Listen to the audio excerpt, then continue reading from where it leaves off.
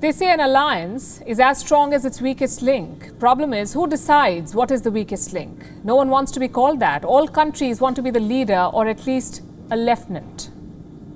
Alliances navigate this problem by not appointing leaders. They like to be a group of equals, and this keeps them strong and united. But every now and then, a troublemaker pops up. This time, it's the Financial Times. What are they saying?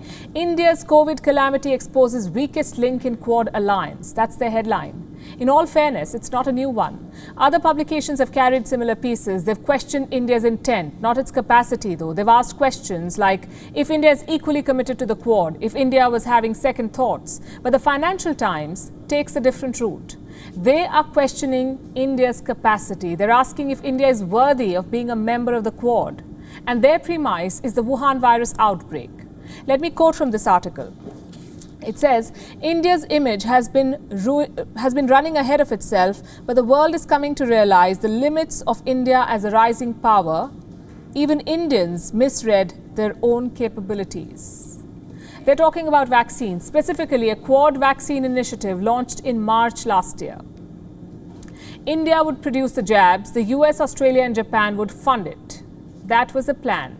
What was not part of the plan was India's second wave. With thousands dying every day, India had to focus on its own vaccine needs. For the Financial Times, this was a failure, a structural deficiency. Now, here's the problem with their argument. Number one, the United States was withholding key vaccine ingredients. This handicapped Indian vaccine makers. And number two, how many vaccines did other Quad members export? America waited until they had enough before sharing. As for Australia and Japan, we haven't heard anything. So who exactly is the weak link here? An alliance is supposed to work in tandem. In this case, India was left to fend for itself and the world. And that's what the article gets wrong. India did not set unnatural hopes for itself. The world pushed unnatural expectations onto India.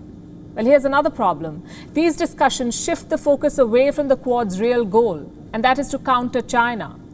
We can go on and on about who battled the pandemic better. America lost 600,000 people to the virus, by far the worst outbreak. It ran short of masks, PPE kits, medicines, but no one called America the weak link.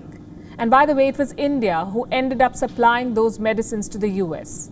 The second wave in India was an aberration, an extremely unfortunate one.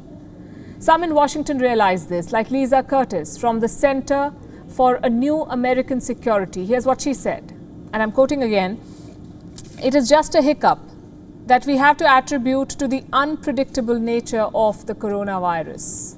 Well, Lisa Curtis was interviewed for the same article and she clearly did not agree with its premise, and later she clarified her position. She called the article a wrong-headed assumption.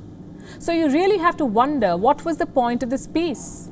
Was it to shame India? It seems like it. Because when the other Quad members stumbled, we never saw this kind of reportage, and they had far bigger stumbles.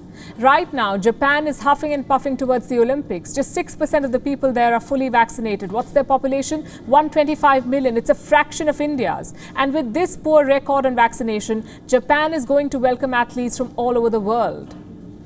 Is it the weak link? Or is it just a different yardstick that is being used? India has been described as having limited capabilities. There's a suggestion that India's participation is half-hearted. Why?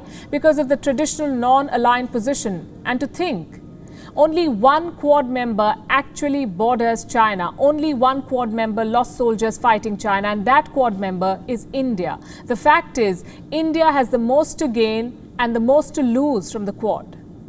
So the weak link tag is simply not warranted. It serves nobody but China. As for why these articles still pop up, are we really surprised? Another Western publication smearing India. Nothing new there. Just another day in the newsroom. India's crime was not failure to deliver vaccines. It wasn't the second wave of Wuhan virus. India's crime was getting a seat at the high table. WION is now available in your country. Download the app now and get all the news on the move.